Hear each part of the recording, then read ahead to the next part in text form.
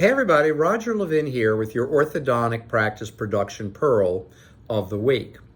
Very interesting, and I don't have data yet, but we have seen a real uptick in calls from orthodontists about referral marketing to focus on their referring doctors. Now let me be very blunt, honest, and transparent. I never use these pearls of the week, my videos or my writing, to try to entice someone to be a client. So please don't think any of this is about solicitation. I don't do that. In fact, I always tell orthodontists that call me about consulting, I want you to know, please don't think of this as a sales conversation. I don't do sales. I like to have great conversations with people, and I sincerely mean it. And by the way, that's a great attitude for you to adopt when you're talking to parents and patients, because then it's relaxed, it's transparent, it's fun. Having said that, we're getting a lot of calls lately from orthodontists who are saying, I haven't paid enough attention. I'm not paying enough attention to my referring doctors. I think in life we go through cycles, and these cycles change.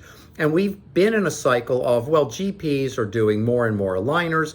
I don't need them. I don't like it. They don't do a good job. So I'm going to kind of turn off on them. And maybe, I'm not sure yet, this uptick in calls is telling us that you've come through that cycle, and even though, yes, GPs are doing more aligners, but as I've told you, they're still referring $3.6 billion a year of orthodontics to orthodontic practices. That's real data in our national survey that we found that was published in Orthodontic Products and Orthodontic Print magazine. That's real data. So maybe we're going through a cycle. We're saying, okay, I backed off too far on these referring doctors, and I need to go back and try to bring some of those referrals back to my practice, which I think is a great idea because there are 5 focus areas. I won't go through them with you again today, but referring doctors are one of them. And I believe in more challenging competitive times, you need to access all 5 and do it really well. Okay, so that's my message, is there's an uptick in interest in referring doctor referrals.